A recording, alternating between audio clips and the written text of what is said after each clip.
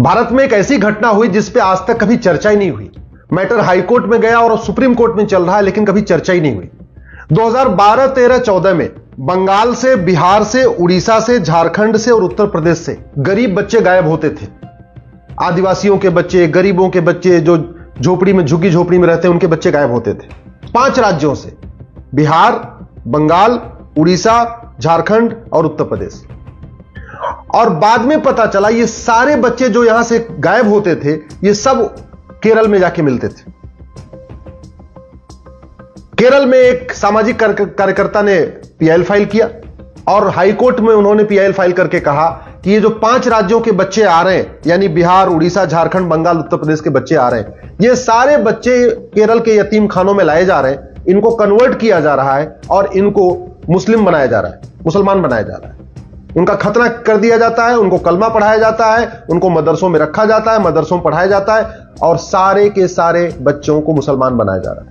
याद रखिए, यह ऐसी घटना है जिसमें कभी मेन स्ट्रीम मीडिया ने कोई चर्चा नहीं किया, न इलेक्ट्रॉनिक मीडिया ने चर्चा किया।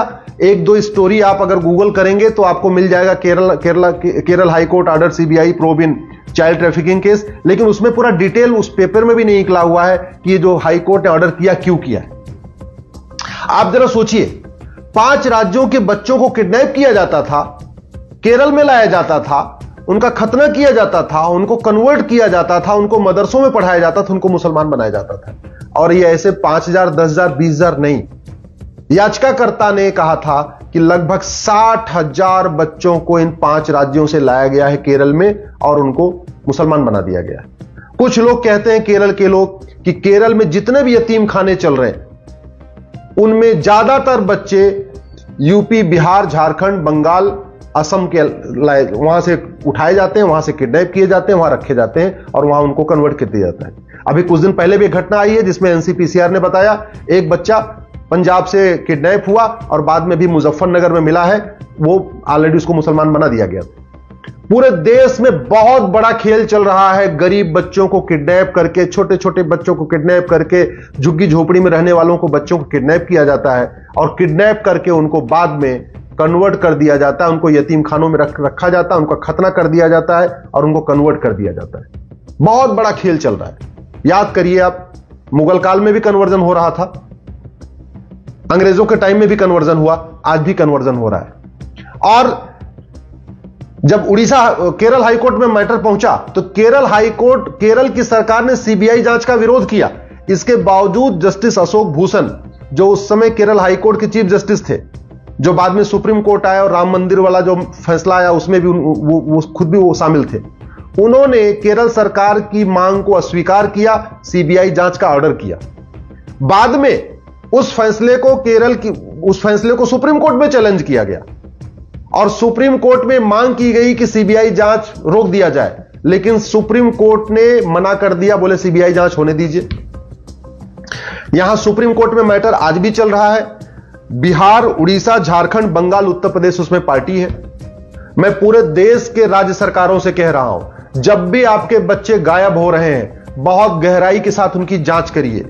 एक बहुत बड़ा सिंडिकेट चल रहा है भारत में, किडनैप करके बच्चों को कन्वर्ट कर दिया जाता है। तो एक तरीके से धर्मांतरण करने के लिए किडनैपिंग हो रही है, कन्वर्जन के लिए किडनैपिंग हो रही है। ऐसे दुनिया में कहीं नहीं होता। पाकिस्तान में होता है, बांग्लादेश में होता है। पाकिस्तान में बच्चियों को किडनैप कर लिया जाता है, कन्वर्ट कर दिया जाता है। बांग्लादेश में भी हिंदुओं को किडनैप किया जाता है, कन्वर्ट कर दिया जाता है। और वो खेल भारत में भी हो रहा है। दुर्भाग्यवश सीबीआई जांच अभी तक चली रही है, अभी तक पूरी नहीं हुई। 2015 में ऑर्डर किया था केरल हाई कोर्ट ने जांच करने का, सुप्रीम कोर्ट ने उस पर स्टे देने से भी मना कर दिया। 2023 आ गया है, लेकिन अभी तक जांच पूरी नहीं हुई है। सीबीआई किस स्पीड से जांच कर रही है, ये सीबीआई के लोग जाने, सीबीआई के अधिकारी जाने।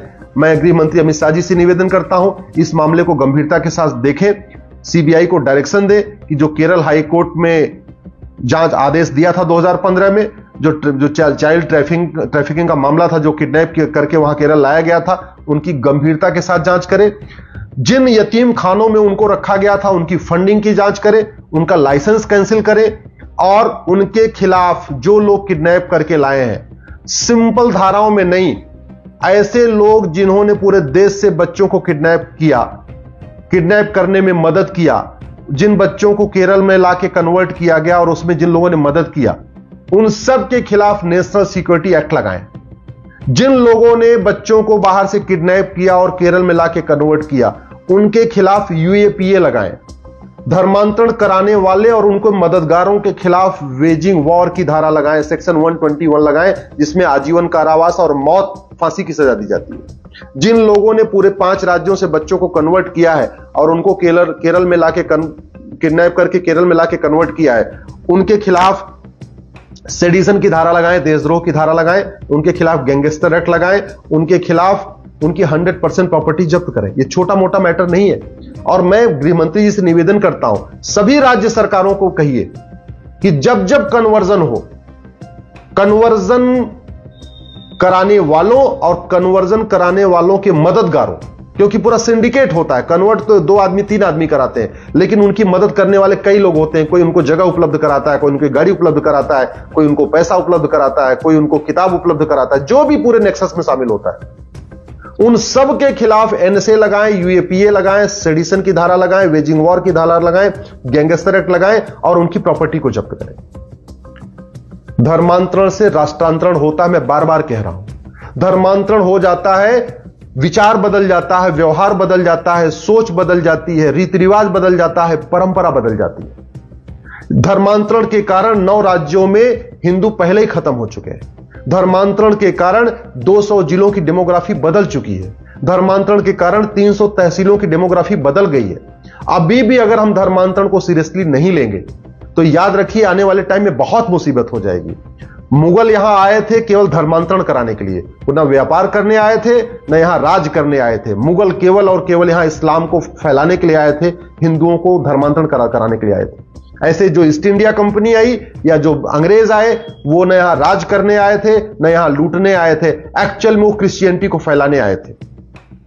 आज भी जिहादी भी कन्वर्ट करा रहे हैं, क्रिश्चियन भी कन्वर्ट करा रहे हैं, और पूरे नॉर्थ ईस्ट तो कन्वर्ट हो चुका है। अब ये उत्तर प्रदेश में कन्वर्ट कराया जा रहा है, बिहार बंगाल में कन्वर्ट कराया जा रहा है, अब तो पंजाब में बड़े पैमाने पर कन्वर्ट कराया जा रहा है, आपके हरियाणा में कन्वर्ट कराया जा रहा है, गुजरात में कन्वर्जन हो रहा है, महाराष्ट्र में कन्वर्जन हो रहा है, राजस्थान में कन्वर्जन हो रहा है। किसी की सरकार हो, सरकार से कोई फर्क ही नहीं पड़ रहा है। जहां डीएमके का शासन है वहां भी कन्वर्जन हो रहा है, जहां आम आदमी पार्टी का शासन है वहां भी कन्वर्जन हो रहा है, जहां पे नीतीश कुमार का शासन है वहां भी कन्वर्जन हो रहा है, जहां ममता बनर्जी का शासन है वहां भी कन्वर्जन हो रहा है। चाहे कांग्रेस का शासन हो, चाहे डीएमके का हो, चाहे आम आदमी पार्टी का शासन हो, किसी का शासन हो, कन्वर्जन चल रहा है।